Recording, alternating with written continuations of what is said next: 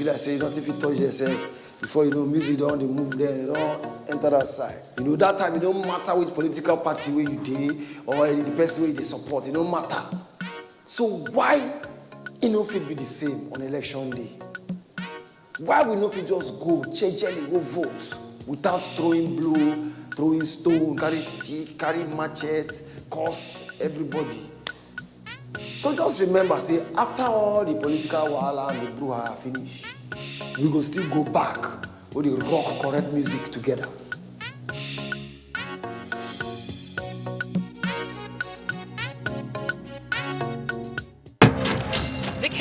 A presidential town hall co-production between Daria Media and NTA, supported by the MacArthur Foundation. Kingsley Moghalu and running mate Umar Getso of the Young Progressive Party, Muhammadu Buhari and running mate Yemi Osinbajo of the All Progressives Congress, Omoyele Sowore and running mate Rabiu Ahmed Rufai of the African Action Congress, Atiku Abubakar and running mate Peter Obi of the People's Democratic Party. Moderator Kadria Ahmed. Town hall venue Sheraton Hotel, Abuja. Date Wednesday, 16th January 2019, with the candidates of the All Progressives Congress from 8 to 10 p.m. The candidates will be broadcast live on NTA and other partner TV and radio stations, as well as streamed online on NTA and DTV.media. If you are over 18 and want to be part of the audience, apply online at daria.media. Or use the hashtag NGTheCandidates, or participate online using the hashtag NGTheCandidates.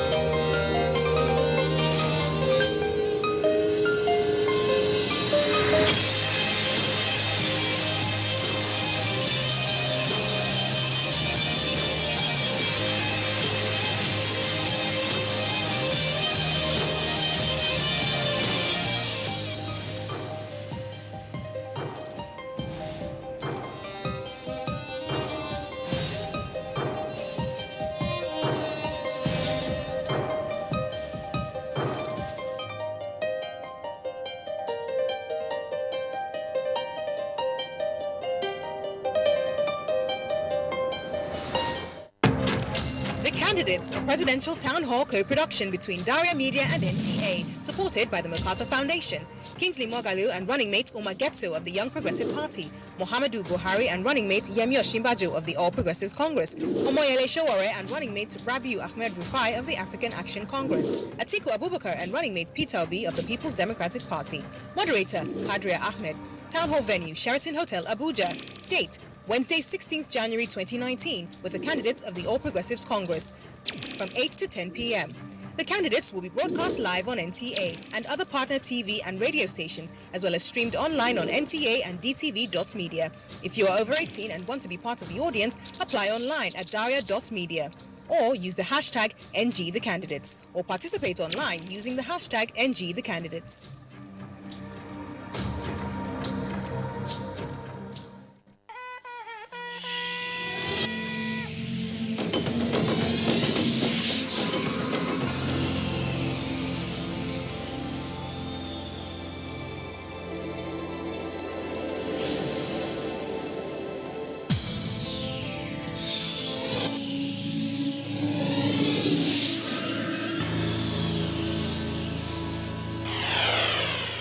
NTA, you can't beat the rich. Information is power. Everyone wants power. So feel powerful with the NTA News mobile app, the one-stop information center. Real news at your fingertip. Be the first to report by uploading first-hand information on the U-Report link, and be the first to know by simply clicking on any of the links on the sidebar for headlines, domestic and foreign news, economy, security, politics, sports, and more. Stream live on your smartphone and tablets and stay connected. It's pretty easy. Simply download NTA News app from your Google Play Store and you're good to go. NTA News mobile app, your access to real-time information. You are watching NTA, Nigerian Television Authority. For more information and news updates, Visit our website at www.nta.ng, or you can follow us on Twitter at NTA News Now, or you can like us on Facebook at NTA Network News. Stay connected on our YouTube channel at www.youtube.com/NTA News Online. Watch our live stream at www.nta.ng/live. NTA, you can't beat the rich. The MacArthur Foundation, Kingsley Moghalu and running mate Umar Getso of the Young Progressive Party, Muhammadu Buhari and running mate Yemi Osinbajo of the All Progressives Congress, Omoyele Sowore and running mate Rabiu Ahmed Rufai of the African Action Congress, Atiku Abubakar and running mate Peter Obi of the People's Democratic Party. Moderator, Kadria Ahmed. Town Hall venue, Sheraton Hotel, Abuja. Date, Wednesday, 16th January 2019, with the candidates of the All Progressives Congress from 8 to 10 p.m. The candidates will be broadcast live on NTA and other partner TV and radio stations, as well as streamed online on NTA and DTV.media. If you are over 18 and want to be part of the audience, apply online at daria.media. Or use the hashtag NGTheCandidates, or participate online using the hashtag NGTheCandidates.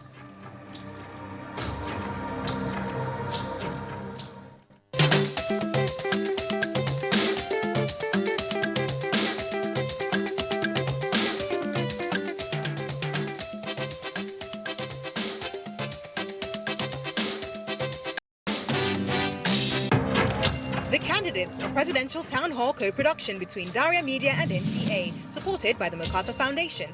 Kingsley Moghalu and running mate Umar Getso of the Young Progressive Party, Muhammadu Buhari and running mate Yemi Osinbajo of the All Progressives Congress, Omoyele Sowore and running mate Rabiu Ahmed Rufai of the African Action Congress, Atiku Abubakar and running mate Peter Obi of the People's Democratic Party. Moderator, Kadria Ahmed. Town Hall venue, Sheraton Hotel, Abuja. Date, Wednesday, 16th January 2019, with the candidates of the All Progressives Congress from 8 to 10 p.m. The candidates will be broadcast live on NTA and other partner TV and radio stations, as well as streamed online on NTA and DTV.media. If you are over 18 and want to be part of the audience, apply online at daria.media. Or use the hashtag NGTheCandidates, or participate online using the hashtag NGTheCandidates.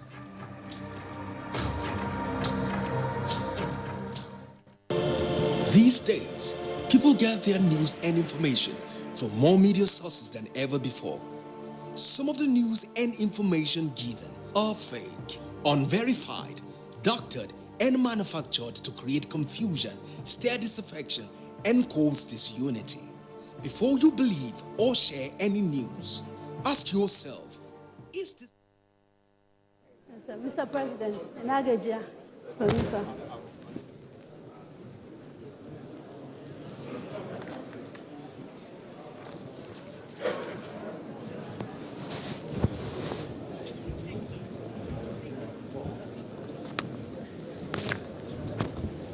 Okay.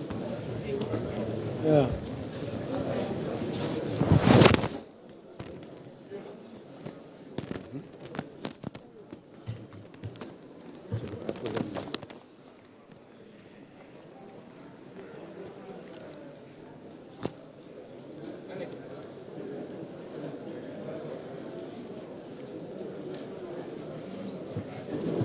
Please, can we be seated?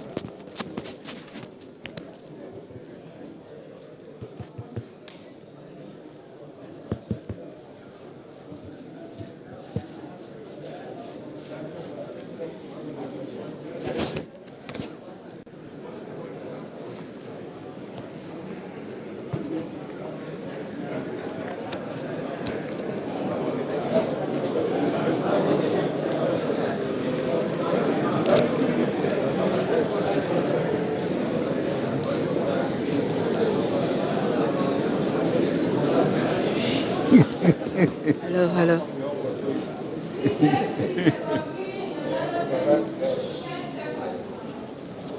Sister.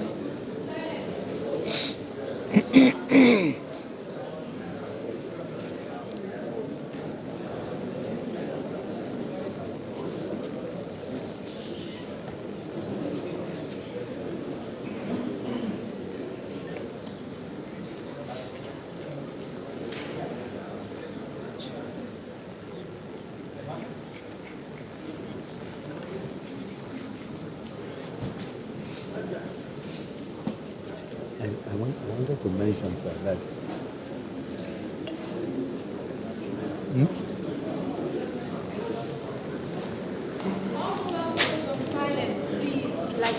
Yes.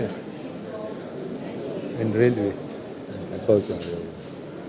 And then I don't know whether with the question of Good evening and welcome to The Candidates, a four-part presidential town hall series brought to you by Daria Media and the Nigerian Television Authority with the support of the MacArthur Foundation. These town halls represent an opportunity for you to get to know the candidates who want your votes so they can lead Nigeria for the next 4 years.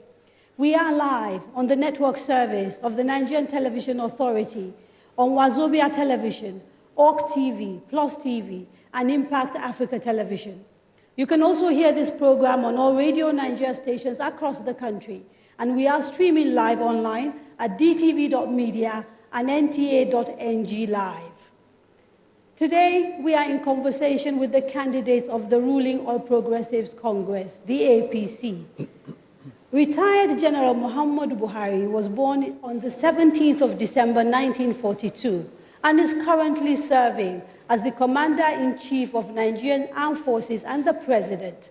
He's a retired Major General in the Nigerian Army and previously served as the nation's head of state from 31st December 1983 to 27th August 1985, following a military coup. In December 2014, he emerged as the presidential candidate of the All Progressives Congress for the March 2015 general elections. He won those elections, defeating the incumbent president, Goodluck Jonathan. This marked the first time in the history of Nigeria that an incumbent president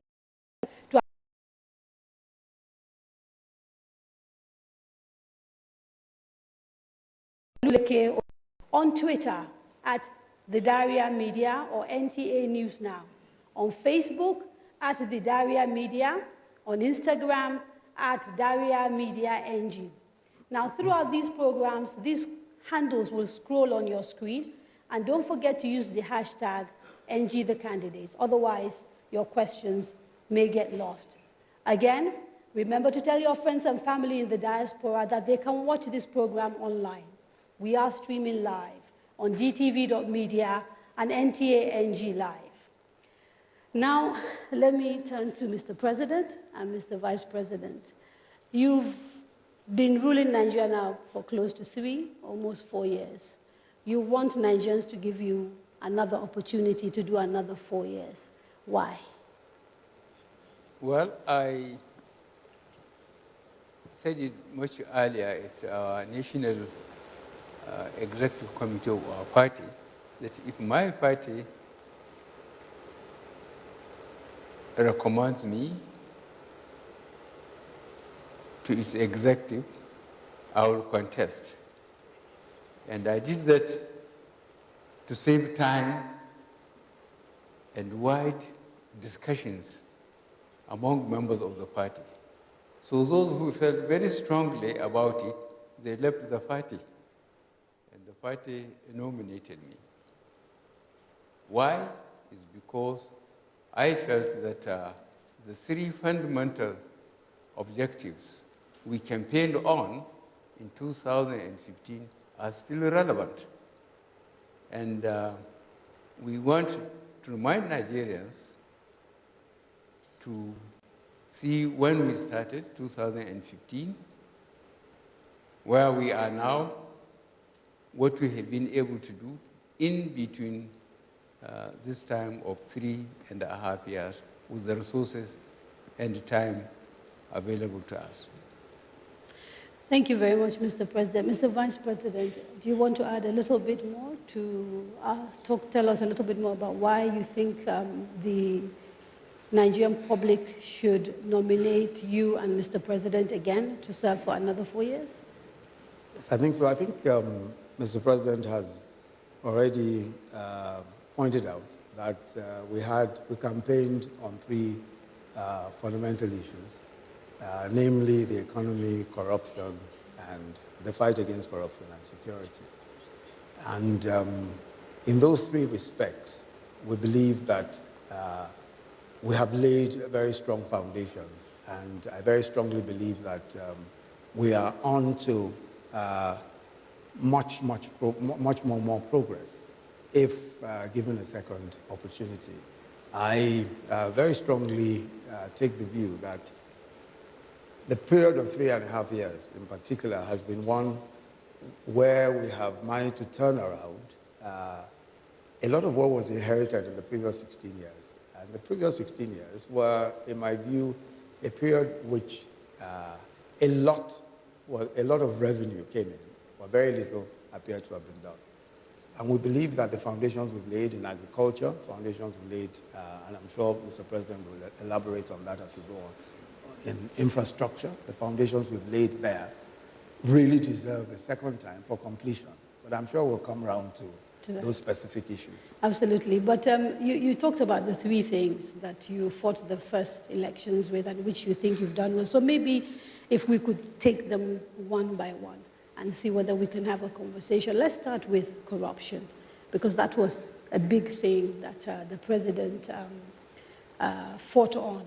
There's a perception that the general corruption fight that we see under this administration is a little bit skewed, and that it focuses on people who are not pro-government or who are not friends of this government or who belong to an opposition party. How do you respond to those allegations?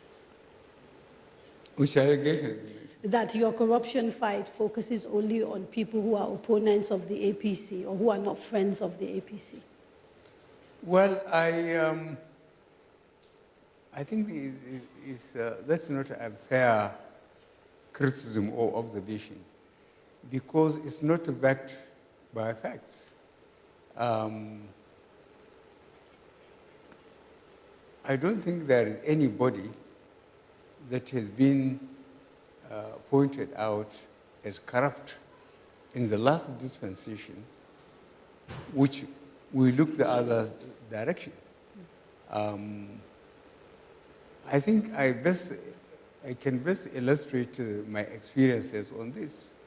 When I came in uniform in 1984, we arrested the president, the vice president, the governors, the ministers, and put them in detention and said they are guilty until they can prove themselves innocent.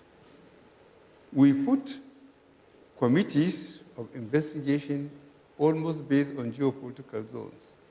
And those that were investigated, except two Nigerians, late Biamun Usman, a junior minister of education, and late Adam Chiroma, a governor of Central Bank, and a minister of finance, were the only people who were found to have managed their resources with integrity. But I myself eventually was arrested and detained, and those people who were found guilty of misappropriating public funds were given back what they were misappropriating through thorough committee investigation. It's not just an allegation. They were given the chance to talk. So I decided to come now, and now I have to be careful. People are just not arrested like that. But when they hold positions, if they made a wrong declaration, it's just one point. They didn't mention how many houses they have in Europe and America or Asia. And they didn't mention the companies they floated and the contract they gave them. It's eventually uncovered. They are faced in court with the documents. So, Mr. President, you're here obviously referring to the case of the Chief Justice of the Federation. Or who are you referring to? Is that an example? Because you talked about people who are not declaring. This is what is topical now, and I'm wondering whether that is the case you're referring to. I thought you have to repeat that question again. Okay. Let me ask it another way. You've talked about people who do wrongdoing and being investigated. There are cases of people that are thought to be very close to you. An example is the former secretary to the federal government, Malam Babachir, allegedly accused of taking money that was meant for IDPs and awarding contracts to himself. As far as we know, the EFCC has not investigated him, even though he has lost his job. He is one of few other examples of people who are in government, who've got petitions against them in front of the EFCC, and the EFCC is not investigating. And the general perception is that the reason why those investigations are not taking place is because these are people who are either close to the government or who are in government. Well, I'm not too clear about your question, but if you can mention the names. I'll give you an example. Yes. I said Babachir, the former SGF, the Minister of Housing, Mr. Raji Fashola. There's a petition in front of the EFCC by an NGO. And as far as I know, that has not been investigated. So I'm trying to understand whether you are aware of these things and if this is part of, as it is alleged, part of a policy not to investigate people in government. Well, we can't, to be fair to individuals, I told you why I have to be careful. And if anybody, the public should help us,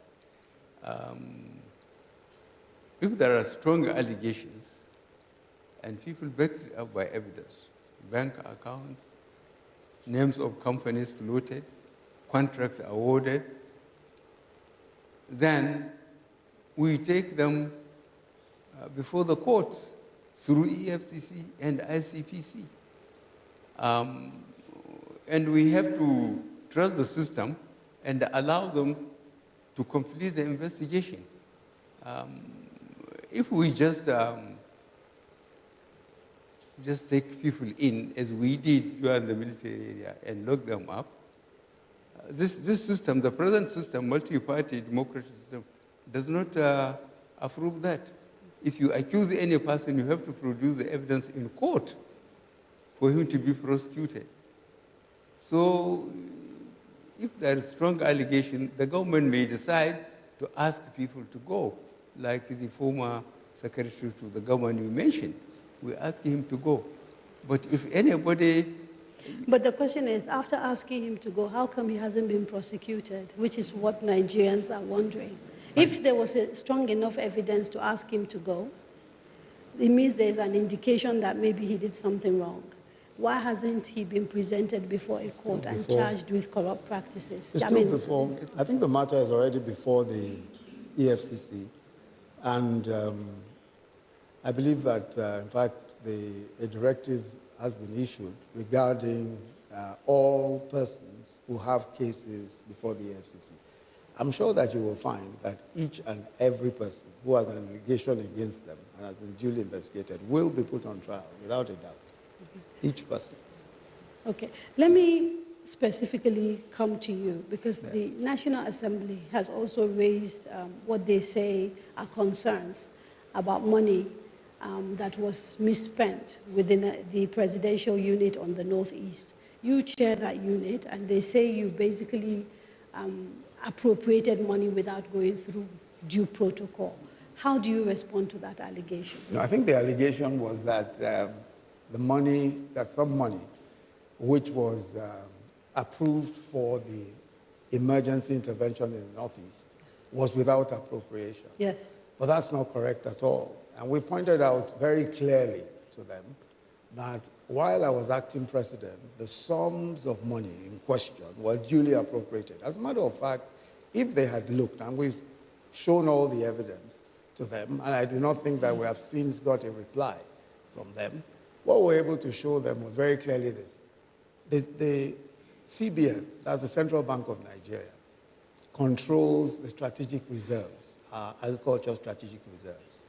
They are the ones who would raise a memo to me saying specifically what was required for the Northeast intervention and where the funds will be taken from. The funds were taken from what is called a rice levy, which is a duly appropriated fund. And after that, I then approved the sum of money, properly appropriated.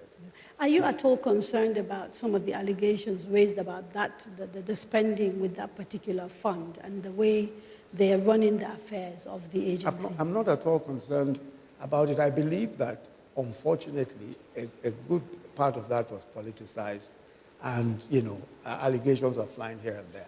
That was a very comprehensive, very comprehensive process. What happened was that after the World Food Program had said that they were no longer able to feed the numbers that they were feeding before, there was a need for us to intervene because hundreds of people were coming out. So it was an emergency situation? Oh, yes, it was an emergency situation. And then what then happened was, we then took a very detailed process. I said it started from the central bank and the strategic reserves. We have 4 companies that hold our strategic reserves, and they are major grain companies: Olam, Walcott, Dangote. I believe there's one more that I can't remember their name. They hold the strategic reserves for the central bank. So everything was done properly. The Nigerian armed forces, the army, the air force, the navy, all of them, the police, all of them were involved in the distribution process, including the air force. Each service chief sent a senior representative to be involved in the process of distribution. We then went a further step.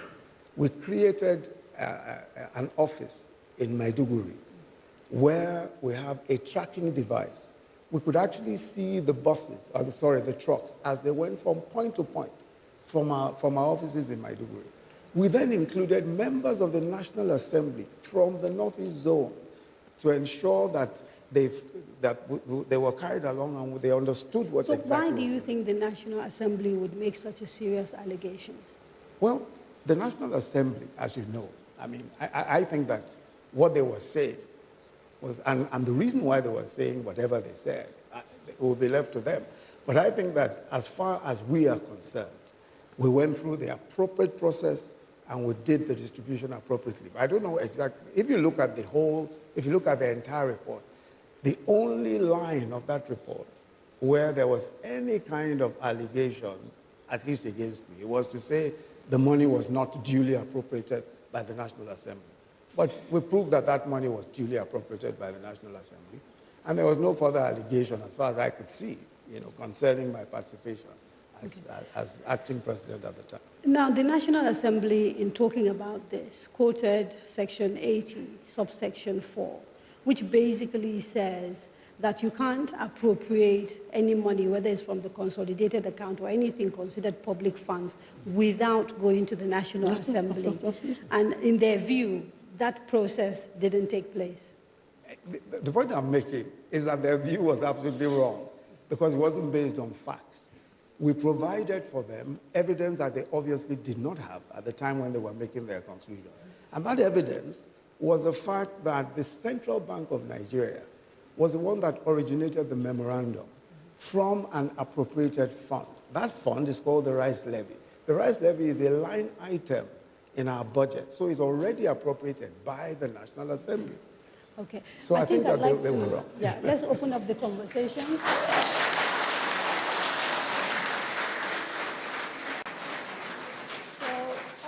This is a town hall. I don't want to dominate it. I want to give people an opportunity to ask questions. So there are 2 mics, and we'll call maybe 2-3 people. Please introduce yourself, ask your question, go back and sit down, and then we'll come back to Mr. President and Mr. Vice President. Okay, so the gentleman in glasses, yes, please, from this end. At the other end, yes, sir, you. And then there's a lady right at the back, I think. And the gentleman in the brown hat as well. Okay. Good evening, Your Excellency. My name is Usman Suleiman Jawun. I'm a lawyer. Now, my question is specifically to Mr. President on the issue of Al-Majiri. Now, I'm sure this issue, Al-Majiri in the northern. Al-Majiri, yeah. Okay. Yeah. Your Excellency, this, I believe, a major challenge for us in the northern part of the country. Now, I'm sure so many don't believe it's something we should continue to do. So what's your opinion on that? And I strongly think it's important, Your Excellency, if you can do something about it. Now, this is because we've seen it that you're one of those that can make difficult decisions and that can be accepted in Nigeria. Okay. The fuel subsidy, for example. No, so I do asked believe your question. It's about now I do I've got believe other people who need to talk. Yeah, I You'll do be believe surprised at how if quickly Mr. the President time can goes. do something about it, I'm sure it can help Okay. that acceptance. Thank you, sir. Thank you very much. The next person, please. Yes, sir. Please come. Yes. Good evening, Mr. President, sir. Please, my question is this. How soon will be Please, national... can you introduce yourself? My name Tell is us your Usman Abubakar, a teacher. How soon will be National Livestock Development Plan will be implemented so as to address the challenges facing this sector? Thank you, Mr. President. Livestock. Huh? Livestock plan. National Livestock. I will talk about it. I'll talk about it. I'm the chairman of the National Livestock Thank Plan. you, sir. Oh, livestock plan. Yes. Okay. My name is Richard Ezekiel. I stand here on behalf of 25 million persons with disabilities in Nigeria. I just want to ask how far about the disability bill? Okay. How far about? With the disability bill. The disability bill. Yes. Disability. Yes. We'll take one more question. About the disability and then bill. We'll come back the to bill Mr. President and Mr. Vice President. National Assembly. It hasn't gone very far. Good evening, Mr. President. My name is Omotaya Motosho, a television broadcaster. I remember when I interviewed you about 2.5 years ago, you did mention a very, very germane point, that if we don't fight corruption, corruption will kill us. I stand here today, Mr. President, with a heavy heart to let you know that the corruption that you are fighting, some Nigerians are not supporting, and we must support you. What caused the heavy heart? If we had been fighting corruption collectively with you, we would have been able to save some good funds to divert onto other sectors of our economy. Okay. On December 22nd, I lost a close sister of mine with two younger sisters in car accident due to bad roads. As a journalist, I know this administration is doing their best, but we do not have enough funds to be able to tidy the bad roads that we have. Okay, thank you She very died much. with two other sisters, three daughters of one mother, on Ijebu-Ode Ore, Benin Road. Chief Mrs. Henrietta Vani and Francisca and the other lady. Three of them, they are my close relatives. We lost them in that accident. If we fight corruption collectively, I am advising every Nigerian to join this administration to fight corruption. Thank you very much, ma'am. Thank you. Thank you. Okay, I have to take a quick break, and when we come back, we'll come back to you and Mr. President so that we can answer the questions. Yeah, let's take a quick break. Please don't go away. The Candidates, a presidential town hall co-production between Daria Media and NTA, supported by the MacArthur Foundation. Kingsley Moghalu and running mate Omar Getso of the Young Progressive Party, Muhammadu Buhari and running mate Yemi Osinbajo of the All Progressives Congress, Omoyele Sowore and running mate Rabiu Ahmed Rufai of the African Action Congress, Atiku Abubakar and running mate Peter Obi of the People's Democratic Party. Moderator, Kadria Ahmed. Next town hall, Wednesday, 23rd January, with Omoyele Sowore and running mate Rabiu Ahmed Rufai of the African Action Congress. Town hall venue, Sheraton Hotel, Abuja, from 7 to 9 p.m. The candidates will be broadcast live on NTA and other partner TV and radio stations, as well as streamed online on NTA and dtv.media. If you're over 18 and want to be part of the audience, apply online at daria.media or use the hashtag NGTheCandidates or participate online using the hashtag NGTheCandidates. Yes, it be like say they want to tell us another story again, yo.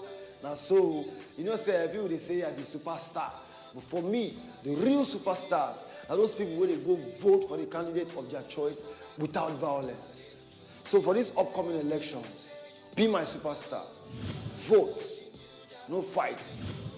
No violence. Because the election will be won. We work together so the future will be brighter. The beauty of democracy rests in the power the system has given to the teeming population to elect an eligible candidate of their choice for any political office. But the right to vote is not a license to kill. Democracy is government of the people, by the people, for the people, where majority carries the vote. It is not a do-or-die affair. Say no to violence. Your weapon at the poll is your permanent voter's card, not a dagger. Your future is in your hands.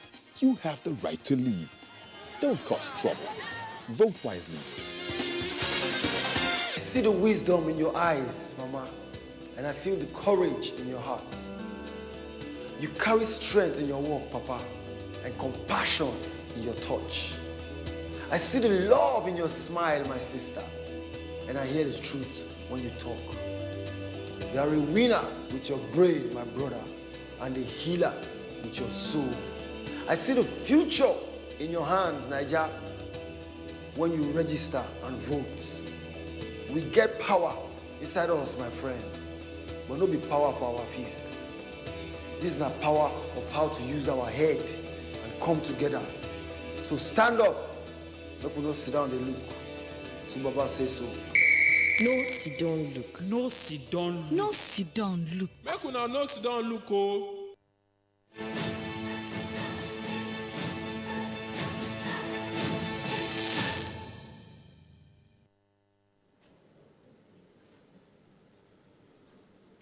Welcome back. You are watching The Candidates, a presidential town hall series brought to you by Daria Media and the Nigerian Television Authority with the support of the MacArthur Foundation. We are in conversation with the presidential and vice presidential candidates of the ruling APC, the incumbent president and, of course, the vice president, retired General Muhammadu Buhari, and Professor Yemi Osinbajo. A quick reminder for those watching at home, you can still take part by sending your questions using the social media handles scrolling across the screen. We will do our best to ask as many questions as possible. Mr. President, Mr. Vice President, before the break, we took a few questions from members of the audience. There was a question about what your plans are for the Almajiris in the north. There was a question about the livestock plan. And finally, there was a question about the disability bill. Because there are about 25 million people thought to live with some form of disability in Nigeria, and people are interested in knowing what this government is going to do about improving their situation. Yes, sir. So maybe we start with the Almajiri with Mr. President. Yes, what the Almajiri case, I think we have to look at the 3 tiers of government responsibilities: the federal, the state, and the local governments, and the allocation of resources, revenue allocation formula, and so on, relative to the resources available to the country. Monies are dispensed to that 3-tier government system. So the question of Almajiri's case, this lack of virtually primary, the basic education, are all local government problems.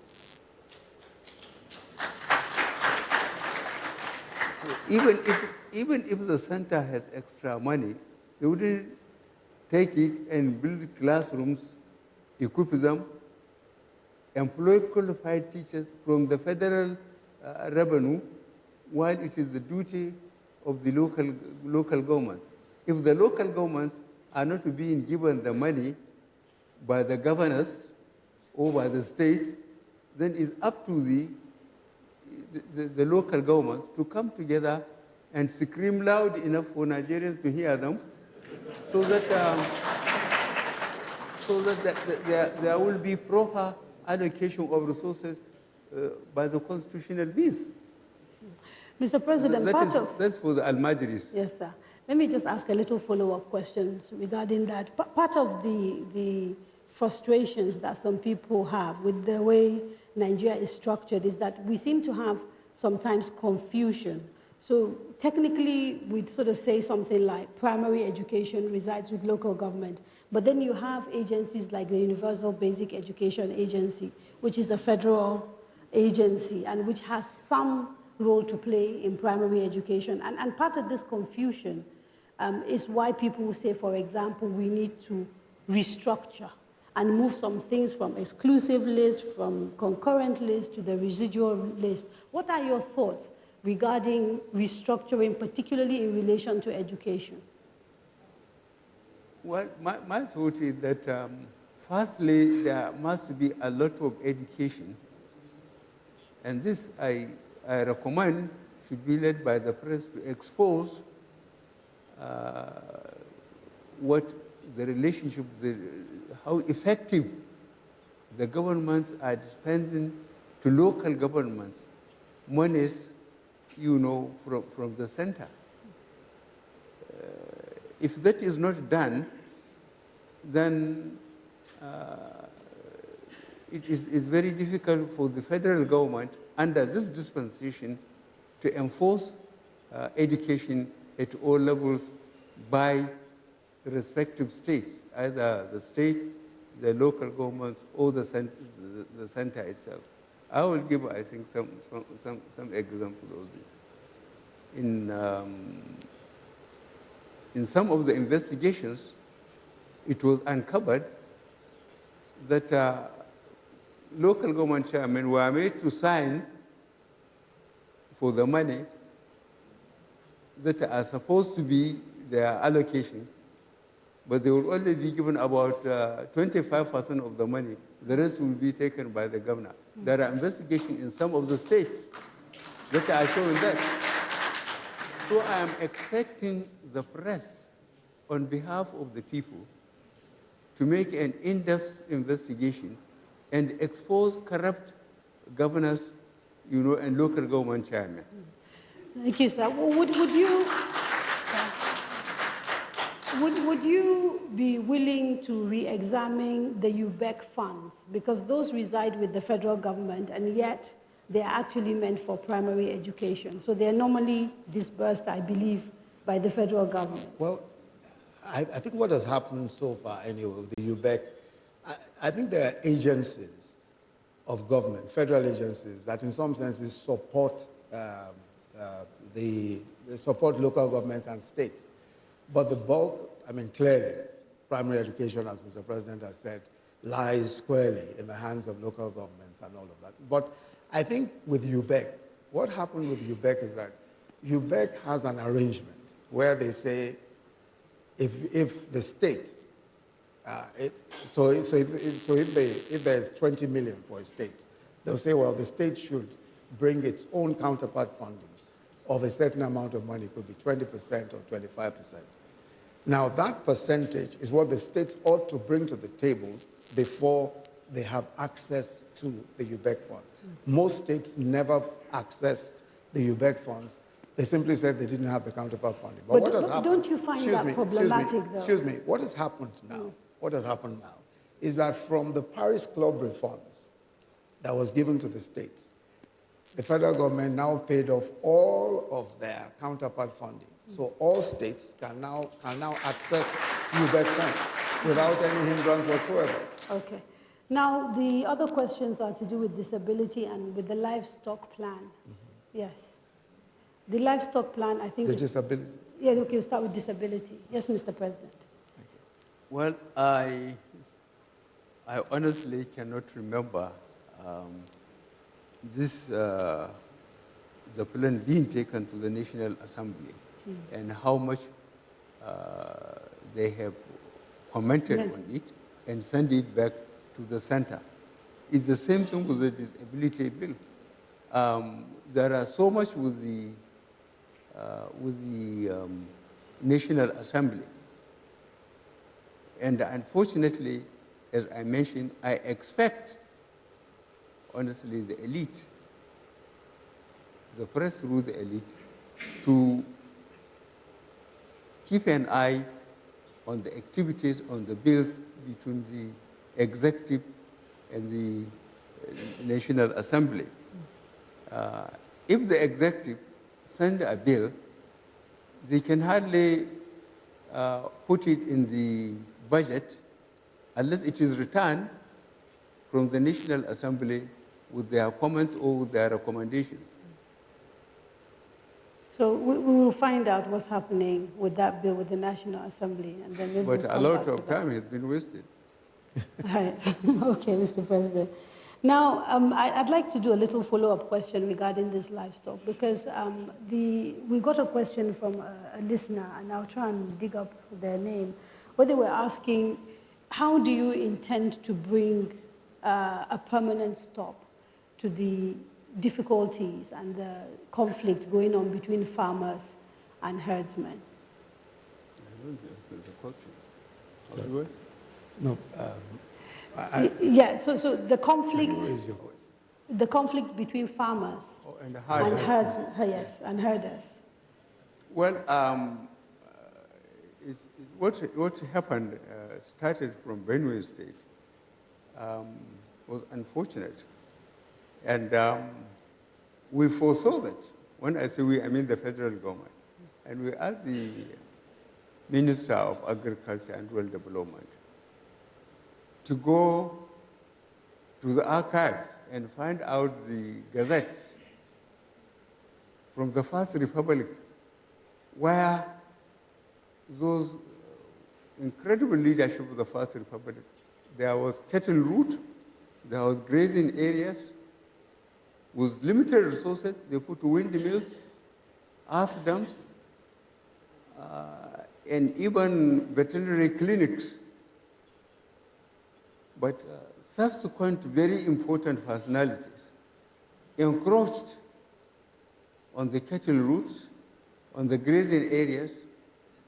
And if a herder has 200 cattle, they have just eaten, whichever their way to the water point, they will just go through there. And I think the Minister of Agriculture and Water Resources have produced the maps, the encroachment. But these are old maps, and this is today's problem. So we might have had a solution to this many years ago in the 60s with the routes and everything, but clearly that solution is no longer tenable now.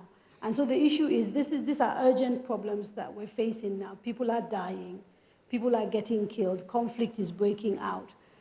What are we going to do about it, like now?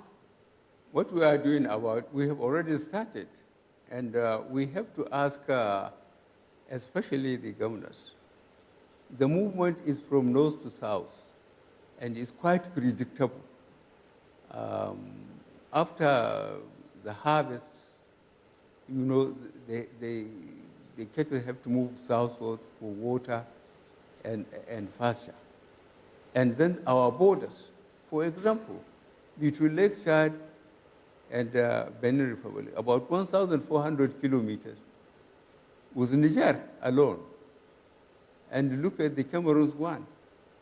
And to effectively survey that border, when structures were tampered with in terms of cattle routes and grazing areas, it is very difficult.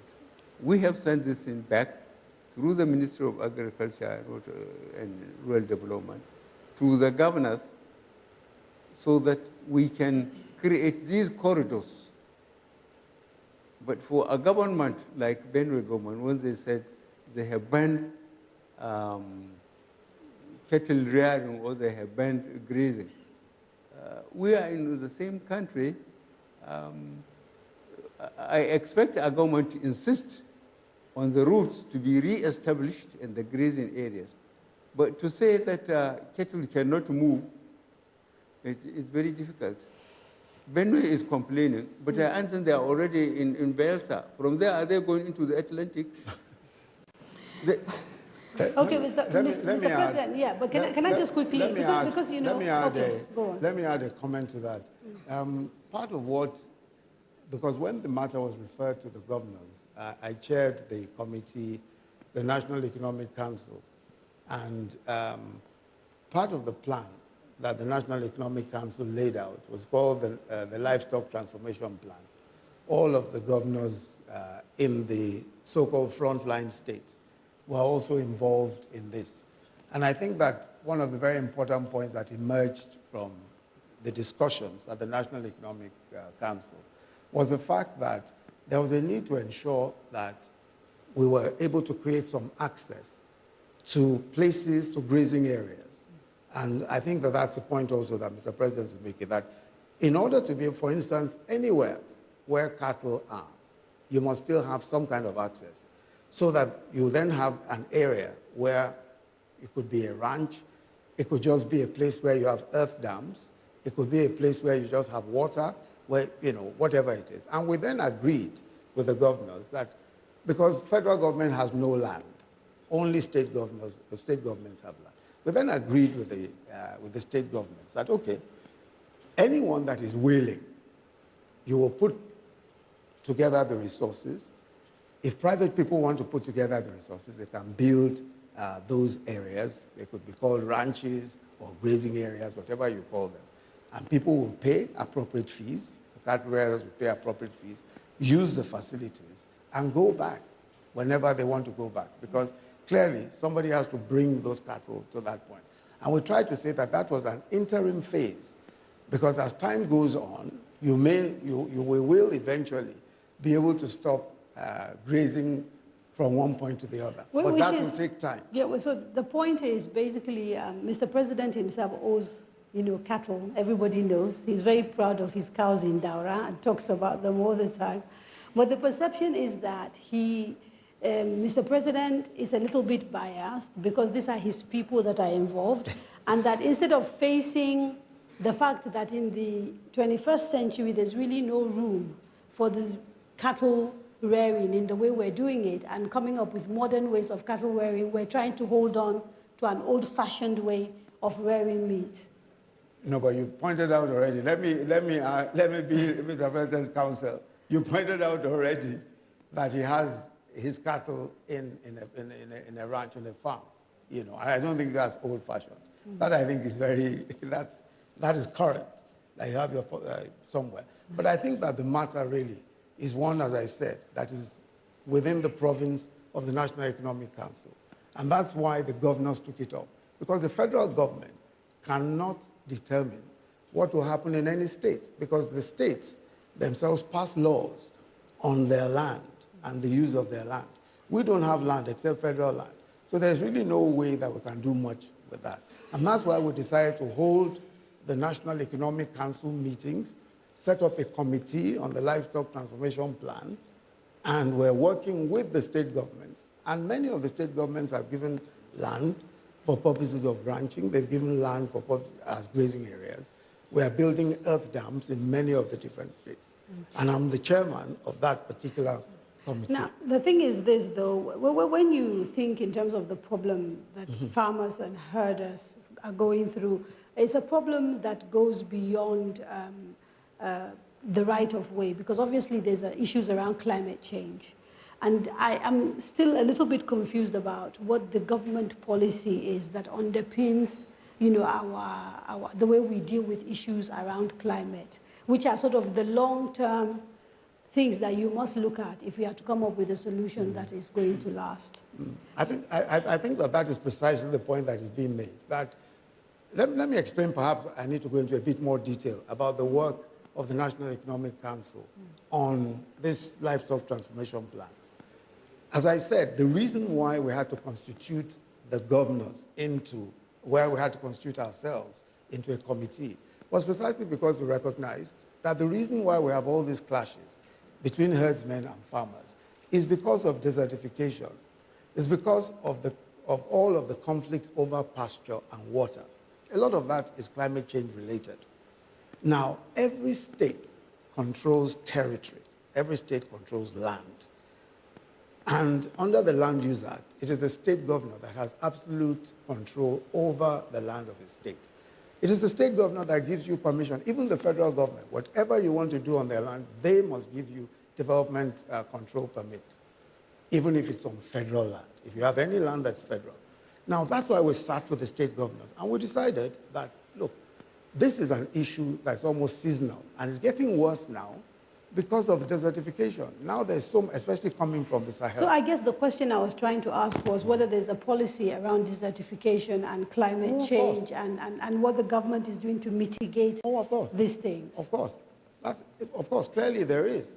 And one of the major policies is what is called the Green Wall Project. We have the Green Wall Project, basically to control desertification coming from the Sahel. The Ministry of Environment has been working on that for years.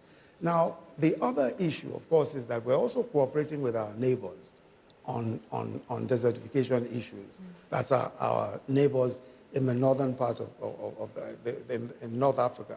We're also cooperating with northern part of West Africa, Niger, Chad, etc. And then there's also the project to recharge the Lake Chad, because that's one of the very important projects. And Mr. President is the one who particularly pushed the Lake Chad project, to recharge it, because, as you know, the Lake Chad has almost completely shrunk from about 35,000 square meters to about 1,300 or so square meters. So we need to recharge the Lake Chad from the Congo Basin, and that's one of the projects. Okay, before we go for a break, I want you to just quickly clarify for me, what is the federal government policy therefore when it comes to mitigating this conflict? Is it to have ranches, or is it to continue having these grazing corridors? Is it a mixture of the two? For now, what we have is a mixture. What we have is a mixture now, but ultimately, what the governors are saying, in that in their respective states, they will provide for those who want to do the business of ranching sufficient space to do so. In the interim, they are building earth dams so that cattle coming from the north, especially going towards the river banks, and you find that a lot of these conflicts are in those areas, are able to, even before they get anywhere near there, are able to access earth dams, water from the earth dams, access veterinary care, and all of that. So the long-term plan, of course, is to eventually create ranches, but ranches have to be privately owned. Government cannot create ranches. But at the moment, you can't just suddenly one day say, no more grazing, that's the end of it. Immediately, that doesn't happen anywhere. And in all of the places where the problem has been solved, because the Governor's Council, that committee, we studied it very carefully. We looked at everywhere where the problem has been solved. And it was a gradual process. It's that same gradual process that we're going through. Okay, we will take a quick break. Don't go away.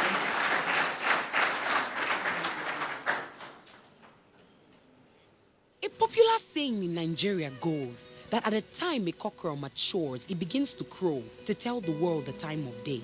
This makes a crucial premise for all of us who have come of age, the youths, to lend our voices to a nation set to flip a new page, like the chance to vote and be voted for, whether being a youth, a woman, or a person with disability, and to do this in unity. And to anyone who hasn't been confident enough to exercise these rights, I beg, step out of the dark and come into the light. I mean, your participating in the electoral process is significant, a moment to behold, like that cock crowing in the morning to tell about a difference. No sit down, look. Do something that will count today and be in tomorrow's books. The elections are coming. Register for and get your voter's card, your power card. As a citizen, and especially as a young lady or lad, lend your voice, use your voice, talk, say, and tell the world the time of day.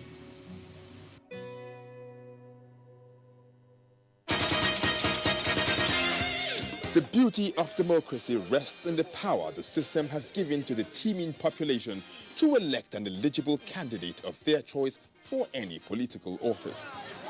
But the right to vote is not a license to kill. Democracy is government of the people, by the people, for the people, where majority carries the vote. It is not a do-or-die affair. Say no to violence. Your weapon at the poll is your permanent voter's card, not a dagger. Your future is in your hands. You have the right to leave. Don't cause trouble. Vote wisely. My name is Natu Baba, and some people they say I be superstar. But to me, the real superstars are the people where they go vote for the candidate of their choice without violence. You understand? So for this upcoming election, be my superstar. Go out, go vote. No fighting. No violence, because election will be war.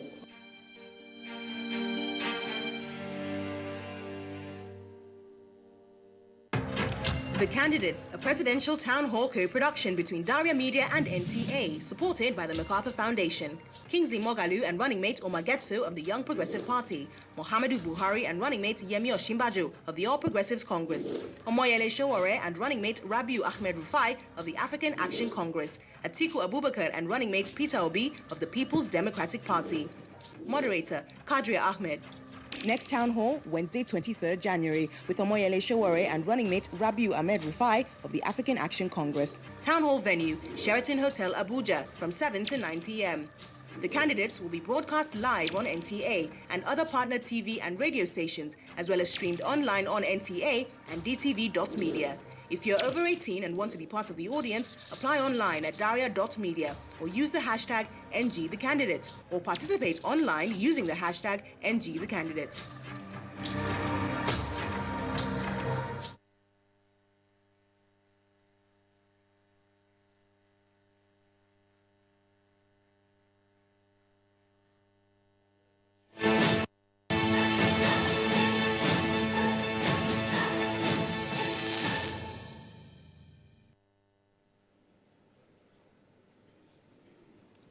Welcome back to the candidates. President Muhammadu Buhari and Vice President Yemi Osinbajo, candidates of the ruling APC in the forthcoming presidential elections, are here answering questions on what they have to offer Nigeria and her citizens if they are elected into office again. Before the break, I got handed a few questions from people, at home. So I'm just going to ask one of those questions, and then maybe Mr. President can answer that alongside a question that was asked previously on corruption. So Ms. Abisoye Balogun says, what does the President want to do with the funds recovered by the EFCC? So we've had situations where the EFCC has recovered funds which are thought to be from corrupt activities.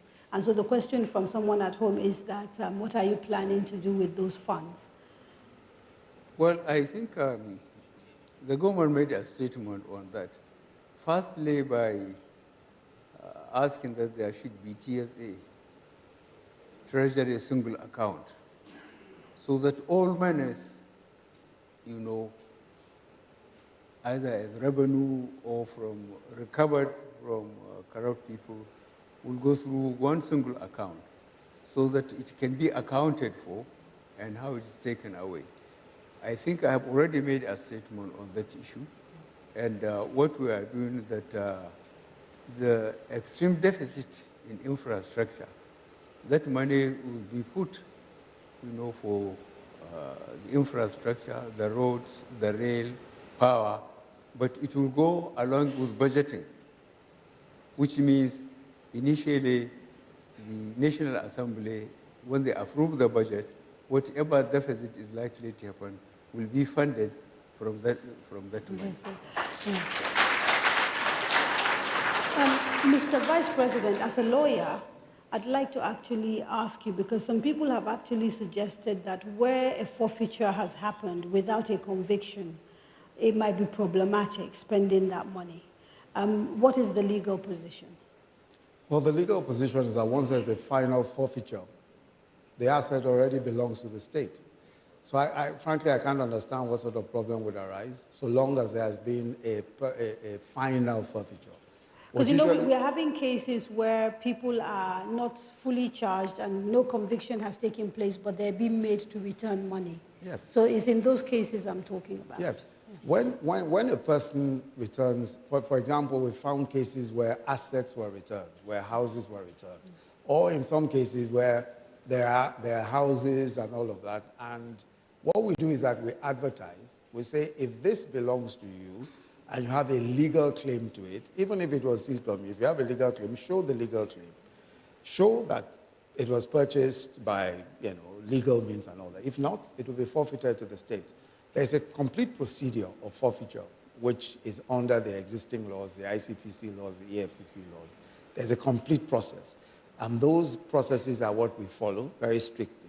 And once there's a final forfeiture order by a court, that's the end of it. There are situations where people return assets, where they return funds, Those funds that are returned are voluntarily returned. Because if for example, $1 billion is found in your account, and you earn only 500,000 naira a month, then clearly there's some explanation you need to make. Most people would rather voluntarily return the fund rather than go into any arguments with the AFCC.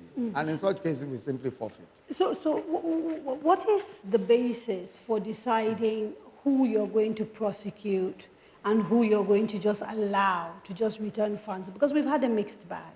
We've had people who've had assets taken away from them and they're walking the streets. Nothing has happened to them. We have people whose assets have been seized and they're being tried. What is the rationale that determines who gets persecuted and who walks away? Let me say straight away that there is no distinction. The mere fact that someone has returned assets doesn't mean that they are free and can walk away.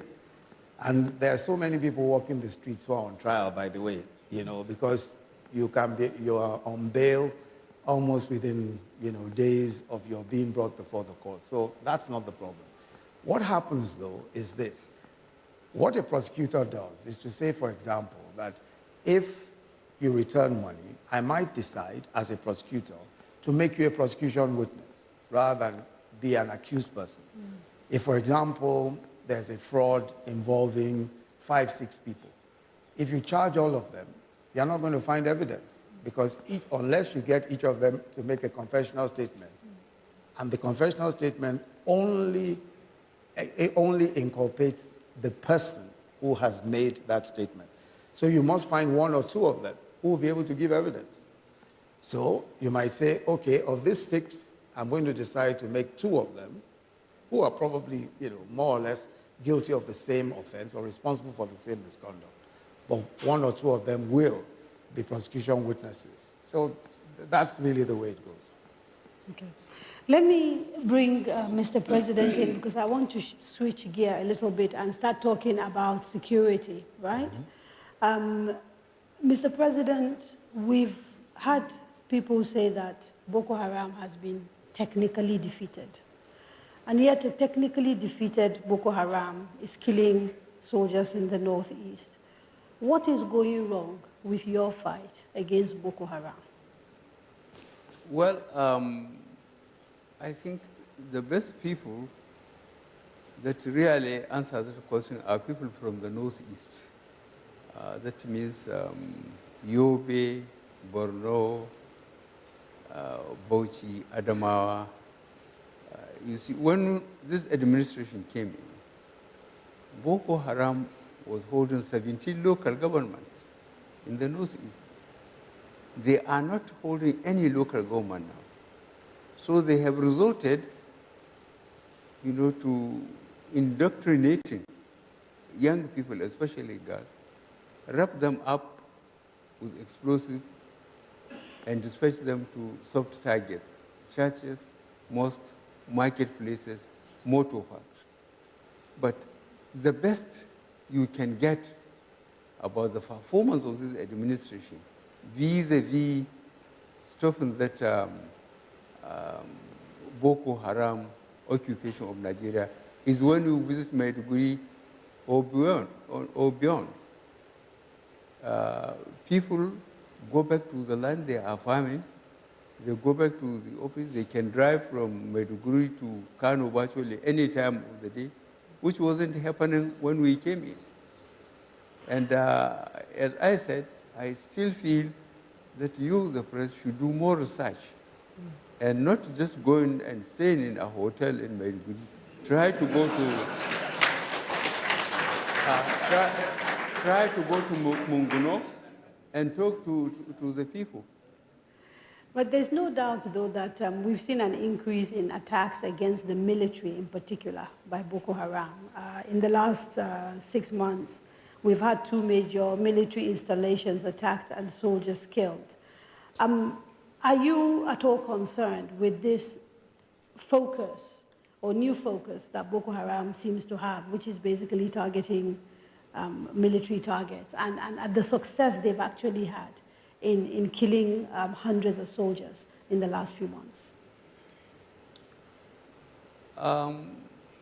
You see, thank goodness, if you have a background of military training, is that when you don't fight any conventional war, now that they are putting tactics of terrorists, they choose their targets. They choose the time, they choose where to attack, at which time. With that, you have to be highly mobile, you have to have very good communication, and we have resources limitations because a lot of Nigerians don't feel that we are in an emergency, that the military needs a lot more money for equipment, a lot more money, for spare parts, for communications, and so on. But Boko Haram, certainly, they are being supported by forces outside Nigeria. Now, you talked about resources. I think since coming into government, my total calculation is that you've spent something like, or you've budgeted, let me not use the word spend, you've budgeted something like 1.8 trillion for defense. And yet, that's the number I have. I might be wrong. That's wrong. That's very wrong. Okay, we'll cross-check and make sure. But I was told my research showed over the last 3 years, I'm talking about 3 years, 1.8 trillion. So not one budget recycle from 2015 to date. Yeah, 1.8 trillion. And yet we have soldiers complaining about a lack of equipment. We have soldiers, last year we saw Maiduguri Airport demonstration by soldiers who felt they were not being looked after. And so the question is really, as Commander-in-Chief of the Armed Forces, how much are you holding the leadership of the Army accountable, given the complaints we're getting from the rank and file about welfare? I received weekly situation report from the military in the front.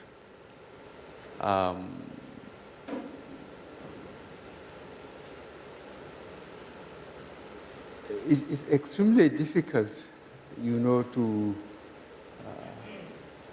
accuse, the soldiers of going to the extent of demonstrating. But the consequences of that now was that the Army Command has to put investigation, court-martial officers and men for demonstrating, because soldiers are not supposed to demonstrate. And then the action the military is taking against in the front line, let me call it Maiduguri the front line or the northeast, is not normally given to the press. Because on the trial, those who have been tried, if they are not found guilty, they are supposed to be reabsorbed and posted out. But those found guilty are sentenced by the court-martial. And this is being done. Okay, so the concern, though, for ordinary Nigerians is that soldiers appear to be getting punished for being whistleblowers, for indicating that all is not well with the military hierarchy, and that the military hierarchy is not spending the money that it is allocated on soldiers and their welfare. Are you not concerned at all about that? Certainly I'm concerned. Where we get officers who short-changing troops, either misappropriating their ration accounts or they are not paying them in time. But one of the things I did when I came back clearly, and I got the governor of the central bank involved, was that as far north in the country, there are banks. And soldiers are allowed to open 2 accounts. One, where their families are, and make a written allocation. And then they take the balance wherever they are. And that was being done. So we foresaw that because of the experience I had in my military service, to make sure that there is no longer pay on the table. so that paymasters cannot shortchange them. So you're not convinced that there's anything untoward going on with the military budget? That's what it sounds like, that you're not convinced that there's a case to be answered by the hierarchy of the military. That's what it sounds like. Well, the system, I believe the system is still working. Otherwise, there would have been a complete breakdown. The system is working, but it's much more difficult. And don't forget, there are soldiers that think they should only wear a uniform to get the security, mainly the material security, salary, allowances, and accommodation for the family. If you ask them to go to the front, they will put the gun down and disappear. Yeah, but isn't part of the problem is that not many people feel that Nigeria is a country they can now sacrifice for. People do not feel like Nigeria is looking after them, and therefore they can look after Nigeria. No, that's not even fair. Why do you say that's not fair? No, that's not true. If you look at the sheer number of Nigerian troops that have died, have laid their lives on the line, and we just recently celebrated the Remembrance Day, the commitment of Nigerian troops to this country is unparalleled. There's nowhere else in the world to say any suggestion at all that the Nigerian troops are not prepared to lay down their lives for the country is certainly not the case at all. And I think that's certainly the case for the majority, but we are also saying there are soldiers. If you go on social media, there are videos of soldiers complaining about the fact that they're not being looked after, that they don't have boots. And, and that the demonstration, certainly in Maiduguri, was not something that journalists manufactured. These were soldiers protesting their terms of engagement. And so the question is, are there things that are going wrong within the military and which this government, for whatever reason, seems really reluctant to investigate? Because we've not heard of anybody saying, this is enough concern for us to do something about it. No, but frankly, my take on that is that if there are issues, if, for example, they are assuming that there is any misappropriation of government funds, there's a process, there's a clear process for ensuring that that is not the case. And if people are found responsible, we've had investigations on military spending, and if people are found to be guilty of those things, they will be prosecuted properly. I think that's it. Okay. There's Amma Mata Suleiman. She had a question to ask Mr. President. Is she in the crowd? No? Okay, we'll take a few more questions. On security, please. If you have questions on other things, can you wait until a little bit later? Let's finish with the issue of security now. Questions on security? Yes, sir. The gentleman over there. The gentleman right at the back, and then maybe the one right at the back there in blue. Yes. If you just come and line up, please. Yes. Good evening, Mr. President. It's an honor for me to be here this evening. I think we've done very well. My name is Andrew Ogboro. I think we've done very well in the last 4 years by the numbers. We are the world poorest. We have 13 million out of school. There is poverty. There is hunger. Our universities are on strike. Now, I am tailoring it along the 3 items in which the campaigns were held: corruption, security, and the economy. We've taken corruption, and I understand how we are fighting that corruption, because we've just been told the former Babachi Lawal has been fired, but still he's part of the campaign, so I understand corruption. On security, I have also heard now that until we get more money, we will be where we are. So now I also understand security. So please, I also want to understand the economy, so I can go home and tell myself whether to come out and vote or not. Thank you. Thank you, sir. Yeah, thank you so much. My name is David Obinna Anyele. I work with Center for Citizens with Disabilities. I'm also the president of Nigerian Sitting Volleyball Federation. Sir, I'm talking about security. Our soldiers went to the war front, in particular in Northeast, and many of them are injured. Specifically, many of them suffered disability. In March 21st, 2015, Mr. President, you promised in Lafia and Nasarawa State that you are going to support and work with the National Assembly to sign the disability bill if they send it to you. On the 18th of December 2018, the National Assembly transmitted the disability bill to your office. Sir, my question, how do you protect these Nigerian soldiers that have suffered disability by signing a law that will protect them from discrimination and harmful practices? Thank you, sir. Thank you. Good evening, Mr. President and Mr. Vice President. My name is Ayo Oyalo. Firstly, before I ask my question, I need to correct one impression now. The video you're talking about is a fake news. That's an old video of 2015 that has been, 2014, that has been disproved. So that needs to be corrected. Now, to talk about security, first and foremost, the president has said clearly about people spending 16 billion on power, and we don't have the power yet. So my question is, Mr. President, if you are re-elected, do you have any plan to deal with such people?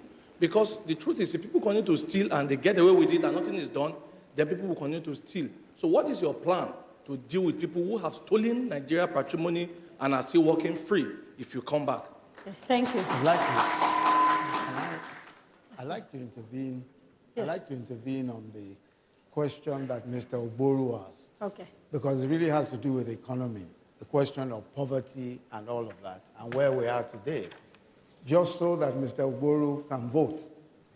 Mr. Oboru, let me take the question on Nigeria being the poorest.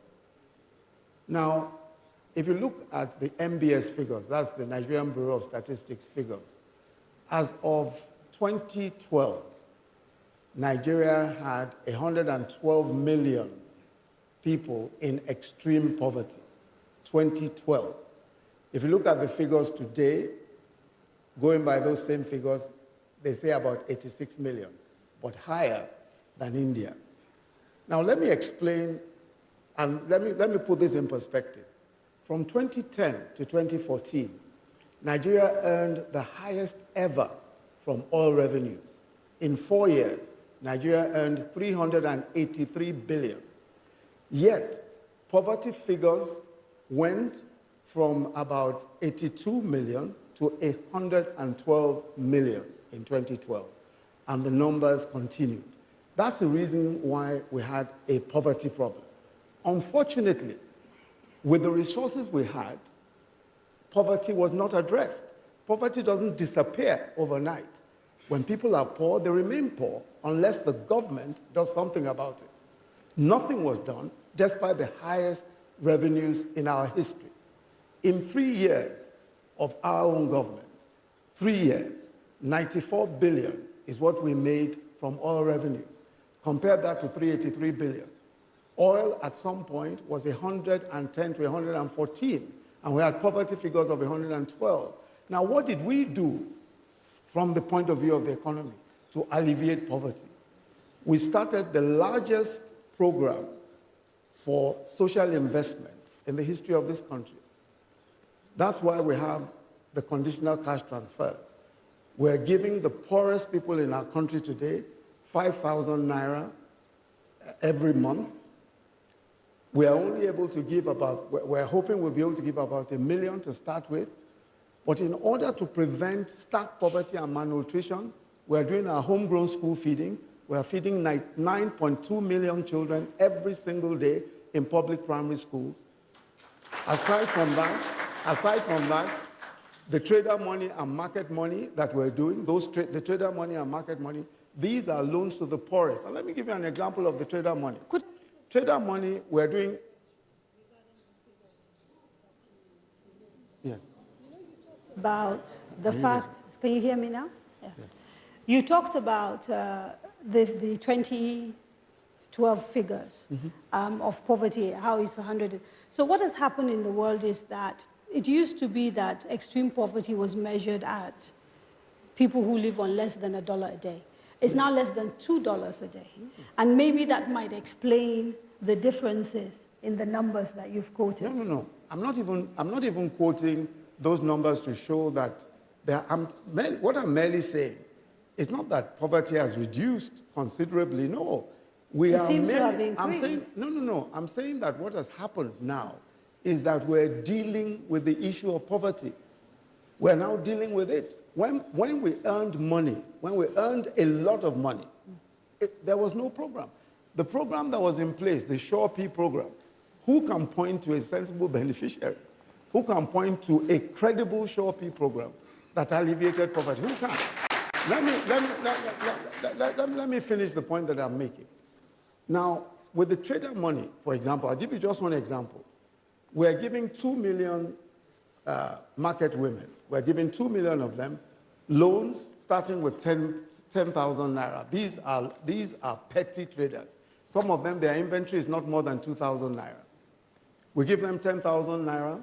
When they pay back, automatically, electronically, they get 15,000. When they pay back, they get 20,000. And it goes all the way up to 100. And we're going to give 2 million people. All of that is 20 billion naira. Just 20 billion naira. Now, let me tell you what.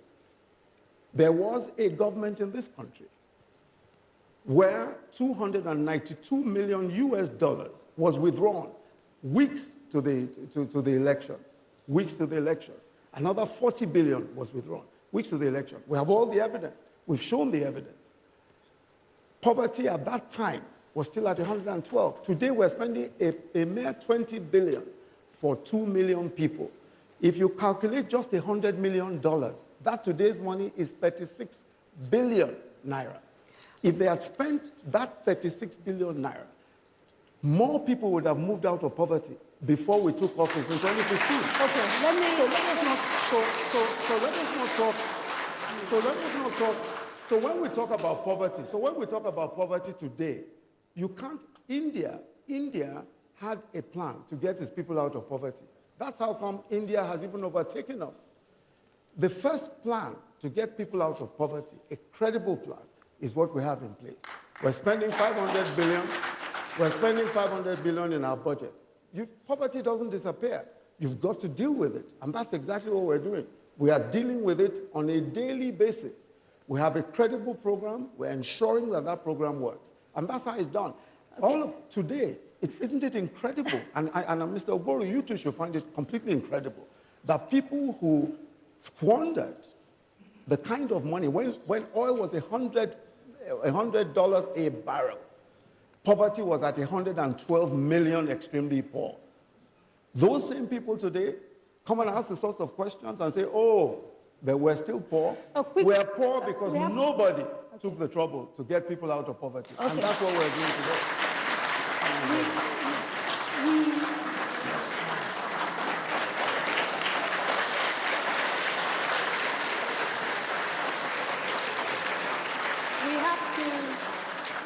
We have to take a quick break, but before we do, a quick question. Again and again, when we talk to people in government, you keep talking about 16 years of PDP. For many Nigerians, the PDP and APC are two sides of the same coin, simply because you got so many PDP people in APC, and now some APC people have gone to PDP, and PDP people have come to APC. What is the difference, really, between you and the people you've replaced? I think there's a huge difference. I think there's a massive difference. At the core of any political party, at the core of the political party, is an ideology, is a philosophy. At the core of the APC, whether you have some people coming in from PDP or coming in from elsewhere, at the core is what our manifesto speaks about. Our manifesto speaks about the social development of Nigeria, in particular, looking at issues of the ordinary Nigerian. How do we lift the ordinary Nigerian out of poverty? That has been our focus. That guides everything we do. It guides our budget. It guides the way we develop our budget. It guides the way we think. It guides our economic recovery and growth plan. At the core, there must be a core. membership of a political party is open to everybody.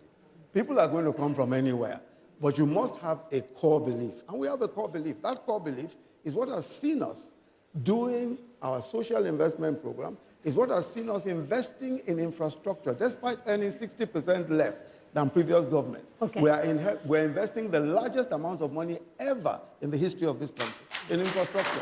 Okay. Yes. It's time for another break. We won't be away for too long, so please stay with us. The beauty of democracy rests in the power the system has given to the teeming population to elect an eligible candidate of their choice for any political office. But the right to vote is not a license to kill. Democracy is government of the people, by the people, for the people, where majority carries the vote. It is not a do-or-die affair. Say no to violence. Your weapon at the poll is your permanent voter's card, not a dagger. Your future is in your hands. You have the right to leave. Don't cause trouble. Vote wisely. I tell you, man, music is the most powerful force for this world. As better jam, they flow, and so everybody will feel and they rock out. You know, as a musician, I see this thing every time I dey stage they perform. You know, everybody will just scatter body. You know, even when you bought yourself when they form, that's when they feel like say, not if you touch yourself. Before you know, music don't they move there, they don't enter that side. You know, that time it don't matter which political party where you dey or the person where you support, it don't matter. So why it no fit be the same on election day? Why we no fit just go, jejely go vote without throwing blow, throwing stone, carry stick, carry machete, curse everybody? So just remember, say, after all the political wahala and the brouhaha finish, we go still go back with the rock correct music together.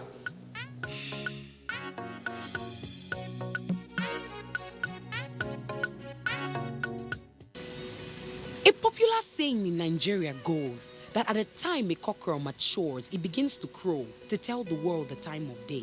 This makes a crucial premise for all of us who have come of age, the youths, to lend our voices to a nation set to flip a new page, like the chance to vote and be voted for, whether being a youth, a woman, or a person with disability, and to do this in unity. And to anyone who hasn't been confident enough to exercise these rights, I beg, step out of the dark and come into the light. I mean, your participating in the electoral process is significant, a moment to behold, like that cock crowing in the morning to tell about a difference. No sit down, look. Do something that will count today and be in tomorrow's books. The elections are coming. Register for and get your voter's card, your power card. As a citizen, and especially as a young lady or lad, lend your voice, use your voice, talk, say, and tell the world the time of day.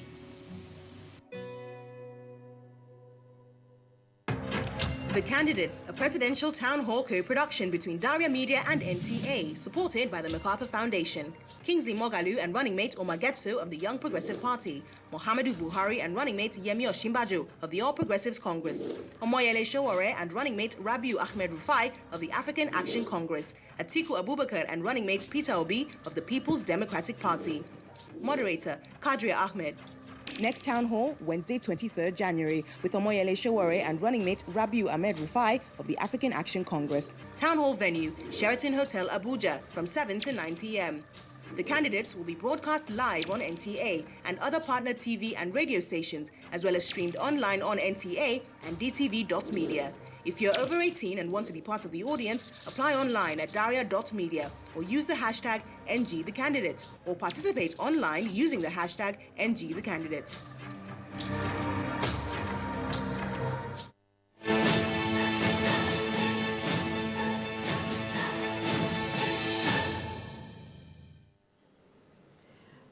Welcome back. You are watching The Candidates, brought to you by Daria Media and the Nigerian Television Authority with the support of the MacArthur Foundation.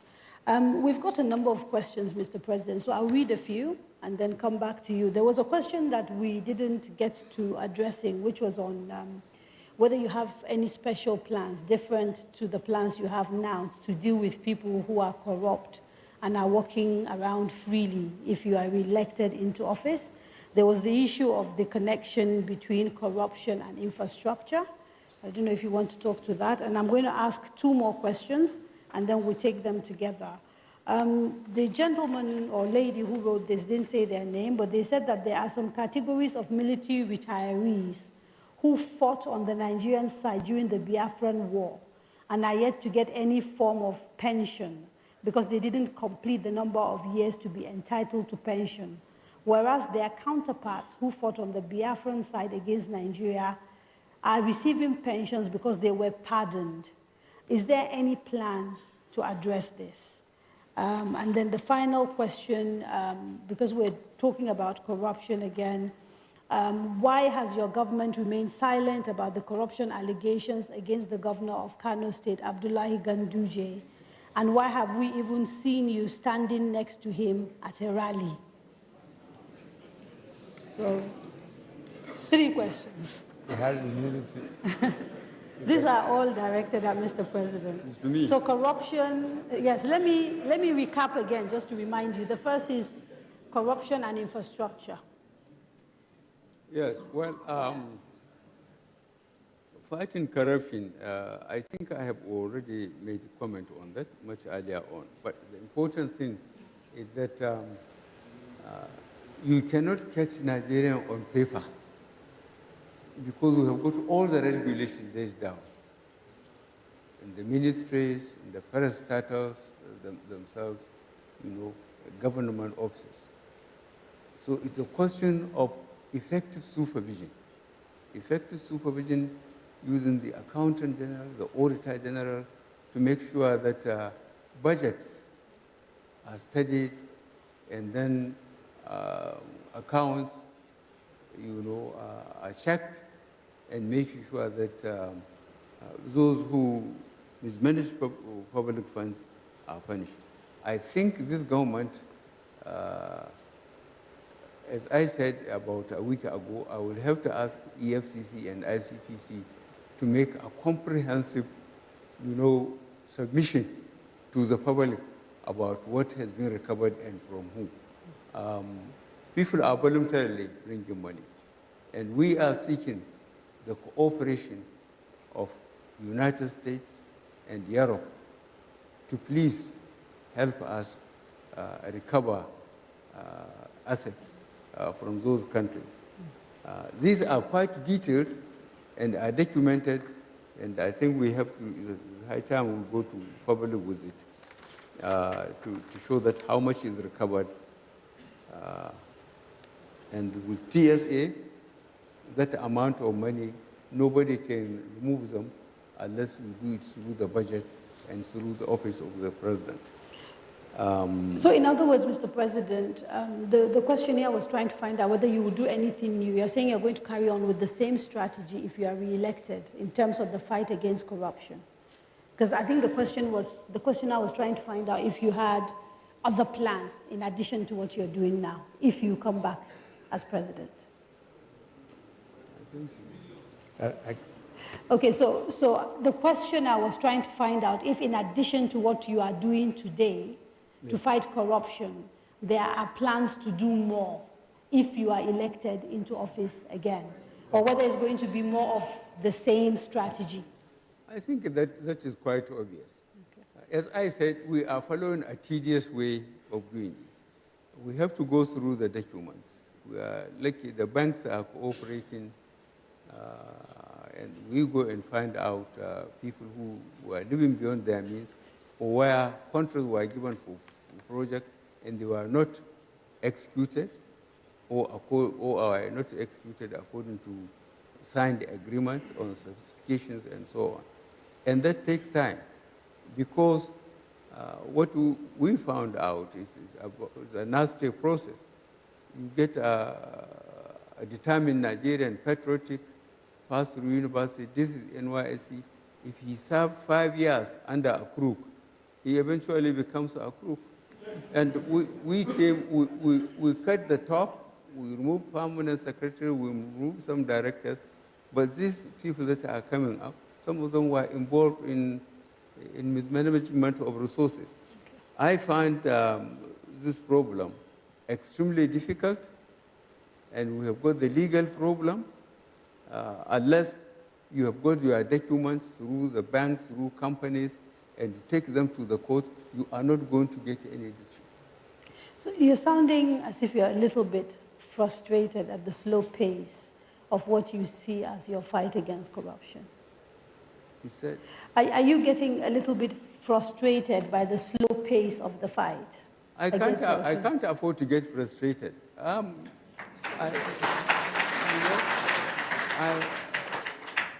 I keep on telling the law enforcement agencies, and the administrators in the ministries, it's their own responsibility, to document mismanagement, and if it has to come to presidency, let him do it. I can't ask, to be elected, on security, economy, and fighting corruption. And then I get frustrated because some people are not cooperating. I cannot afford. So there was the second question about Governor Abdullahi Ganduje of Kano and why we have not heard you make any comment on this matter. And people are surprised they saw you on a podium with him, raising his hand and campaigning with him. No, that's not true. No, I will defend myself on that. I haven't gone to Kano yet. Right. I have just gone to Kogi today, in my venue. That clip, somebody brought it me, how the governor of Kano State was receiving dollars and smiling and putting it in his pocket. I don't know the extent of technology used, and I can't understand it. Now, because the State Assembly has taken it, they have gone to court, I decided, not to talk about it. And the State Assembly, constitutionally, they could have dealt with that. But then again, the matter was taken to court. Okay, but what are your thoughts about that video? Do you have any personal thoughts? Do you believe that video is fake, or do you believe it is legitimate? You can't say. No. As He I can told, talk for himself. He doesn't know. As I told you, I have seen the clip. I don't know how much technology was used, but can Ganduje fail to trust somebody to get the money to him? He has to take it directly himself, smiling. I honestly am completely overwhelmed, and the system has given me some relief. It is in the court, it's in the State Assembly, so let them as much as possible deal with it. But Kano, this thing has received a lot of publicity, and I hope by the time I go on my campaign for re-election, there will be some answers from the courts or the State Assembly in Kano State about the performance of that. The final question, Mr. President, that I read earlier is to do with the military retirees. Can we please have some silence? Sorry, apologies. Yeah.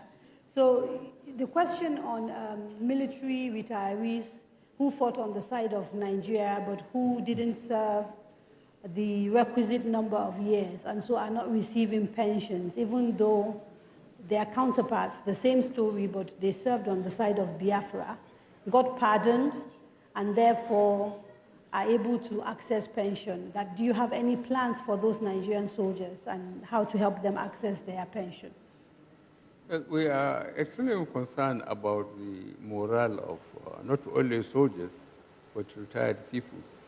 I think if you are following up about 3 weeks ago, 2 to 3 weeks ago, what we did with the Nigerian Airways workers. We paid them, and I know the military, they are conducting checks through military hospitals and record offices about people who are retired. And I think payments are being made. even to the families of the deceased. There had been so much fraud, from records, to physical, even wounded soldiers, those who were incapacitated. And this government is going back to the records, checking with the hospitals, checking with units, and the record offices about soldiers. And I believe, of recent, what we have done with the airways workers and so on, we are doing it in the military. It was a continuous exercise. And I believe the military are having confidence that now they are being looked after, especially the ones that were injured and they became disabled. We are revisiting all that. Okay, so since we're talking about disability, there was a question asked about a bill that was transmitted to you, the disability bill, which you have not signed. About? The disability bill that was transmitted to you by the National Assembly and which you haven't signed. Do you want to respond to that? It was asked by a gentleman. Yeah. Injured and rehabilitation. No, the disability bill. The one sent to the National Assembly. Yes. But disability bill. It's been sent to the president. I think we sent to the National Assembly. They returned it to you. I'm not aware of that. It's been returned. No. Even as of Wednesday, there was a demonstration in front of the National Assembly where they were saying that they were giving the National Assembly 7 days to transmit the bill to us, to the presidency. I'm not aware of that. Okay. We're not aware. Let me quickly ask you a few questions on the economy because we are running out of time and we have to round up very, very quickly. You are the chair, of course, of the National Council on the Economy. I can't hear you well. You are the chair of the National Council on the Economy. So yes. I want to direct this particular question to you, and it's been coming in through various means as well.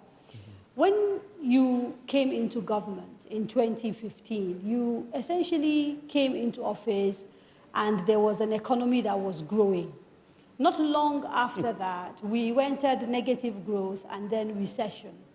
How do you explain inheriting a robust economy and then going into a recession?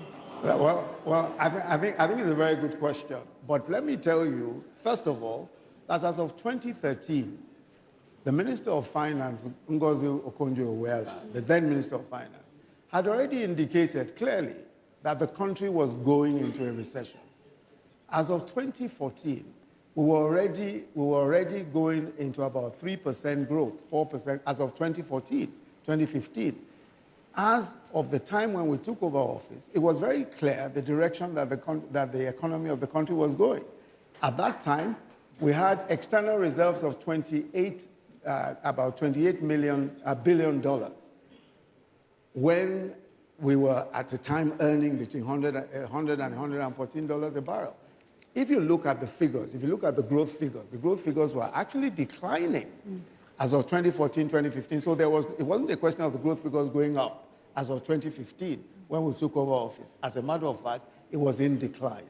Now, what worsened the situation is that you would have expected that in the periods of prosperity, the 4 years preceding, when we earned $383 billion, that there will be some savings. Even the finance minister then, Okonjo-Iweala, complained that there were no savings and that there ought to have been savings. And there are several other people who have admitted that they ought to have put some money aside. When we came into office, oil was at $28 a barrel, down from an up of 100 to 114. And then we were losing production in the Niger Delta.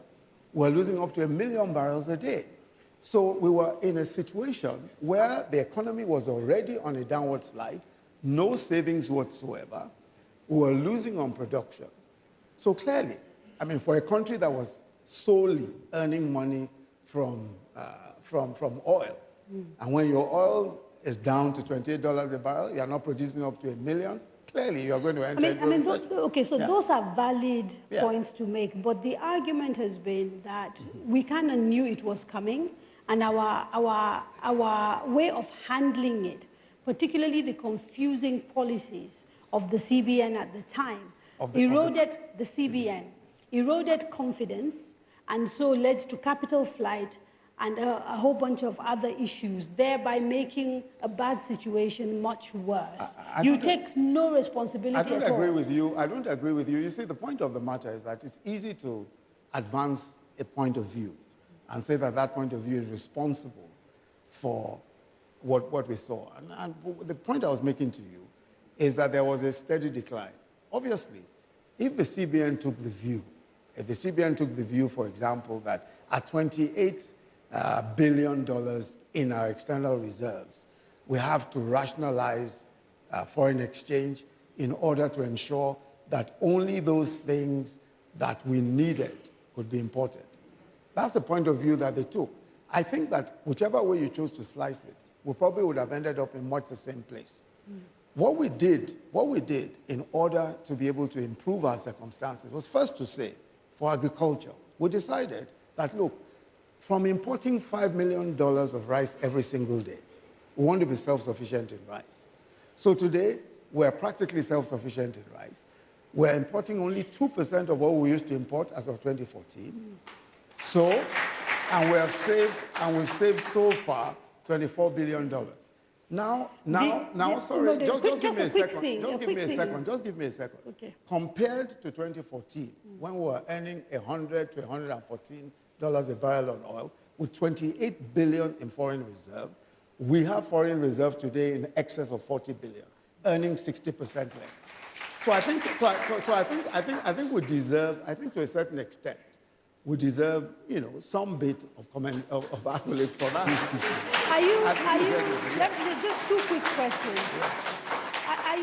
Are you at all concerned that over 20% of our budget, something like, I think, 2 million, just goes on interest to pay loans? Because that has been something that people has looked at as an indicator of the fact that our economy is a little bit less than healthy. That's number one. Then number two, on the issue of rice. On the issue of rice. There is some suggestion that there's a lot of smuggling of rice through our porous borders, and that's why the official numbers have actually gone down, but that we're actually still bringing in rice. It's just not coming through official channels. Okay. All right. Yes, sir. Let me take the first question on debt. Yes. With debt, the question that you need to ask is, what are you borrowing for? Every country in the world that wants to make serious development, that wants to undergo some serious development, borrows money. We, at the moment, our debt to GDP is one of the lowest in the world. It's about 20%. And if you look at comparator countries, Ethiopia is in excess of 50%. Ghana, that people cite, is in excess of 60%. Several countries of the world, 70 and above. We are still very low debt to GDP. Now the point of the matter, the DMO, yes, for example, the recommendations that they've made about sort of the percentages we're already way over those recommendations. Is that not a problem? No. Let me tell you, let me explain so that you'll understand this better. Now, what you put aside to service your debt, right, the question you need to ask is, what are you spending on? What we are spending on is infrastructure. So that in itself is meant to generate revenue, is meant to do well for the economy. So we're building the Lagos-Kano Rail. Our counterpart funding, we put on the table, our whole counterpart funding. We've done Alajawari, we completed Abuja, Kaduna, we completed the light rail within Abuja here. Lagos-Ibadan Expressway, we're doing it. Second Niger Bridge. These are borrowings that we took and we ensured that they were for infrastructure. And for the first time in about 10 years, we're spending almost 30% of our revenues on capital, on infrastructure. So clearly, if you talk about borrowing, people talk about borrowing as if, it's an individual that's borrowing.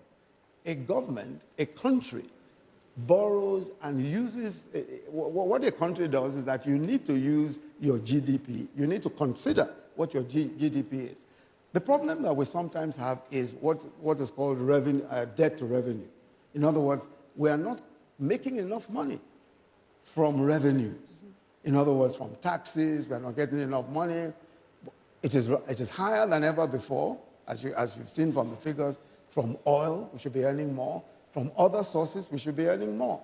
So really what we should be doing, and this is what the government has been working on consistently, is earning more. So we have a debt to revenue issue. In other words, what we should be earning is much less than what our debt is.